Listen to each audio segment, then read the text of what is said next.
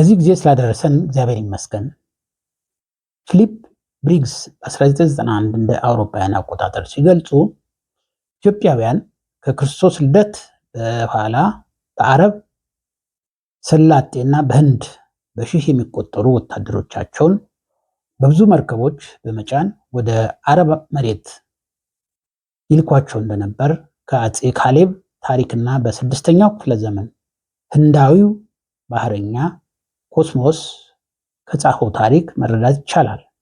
በተጨማሪም በ1333 ዓመተ ምህረት ወደ ህንድ የተጓዘው ሞሮኮዊው ኢብን ባቱታ በህንድ ብዙ የተለያዩ ሙያ ያላቸው ኢትዮጵያውያን መመልከቱን እንዲሁም በምዕራብ ህንድ ዳርቻ ጃጌ በምትባል መርከብ በሚጓዝበት ጊዜ በመርከብ ላይ 50 የታጠቁ ኢትዮጵያውያንን ማየቱንና እነሱም የህንድ ውቅያኖስ ሰላም አስከባሪ እንደነበሩ ጽፏል።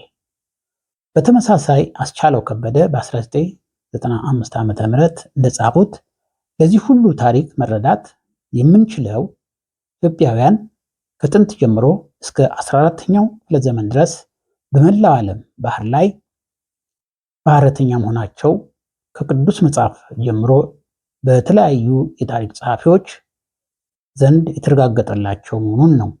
በመሆኑም የኢትዮጵያ ታሪክና ሃይማኖት ሰምና ወርቅ ናቸው።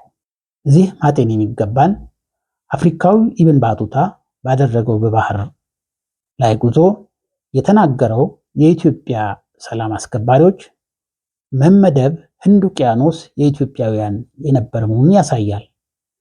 በ1333 ዓመተ ምህረት ወደ ህንድ የተጓዘው ሞሮኮዊው ኢብን ባቱታ 50 የኢትዮጵያውያን የህንድ ውቅያኖስን ሰላም አስከባሪዎች የነበሩ መሆናቸውን ያየ መሆኑን ፊሊፕ ብሪግስ በ1991 ዓመተ ምህረት እንደ አውሮፓውያን አቆጣጠር ጽፈዋል። ይህ የሚያስረዳን የህንድ ውቅያኖስ የኢትዮጵያውያን ያስተዳድሩት የነበረ መሆኑን ነው። ማርቲን ደብሊው ሉዊስ በ2011 እንደ አውሮፓውያን አቆጣጠር እንደገለጹት ኢትዮጵያ በጥንት ጊዜ የምታስተዳድረው አሁን ያለችውን ኢትዮጵያን አልነበረም። ኢትዮጵያ ታስተዳድር የነበረው አሁን 50 በላይ አገሮች የሆኑትን ከአትላንቲክ ውቅያኖስ እስከ ህንድ ውቅያኖስ የራሷ እንደነበር ያሳያል። ስለሆነም ኢትዮጵያውያን ቆም ብለን ራሳችን መመርመር ይገባናል። መምህርና ደራሲ ነጋ ገረመው ታምራት ለዛሬ አበቃን። መልካም ሳምንት።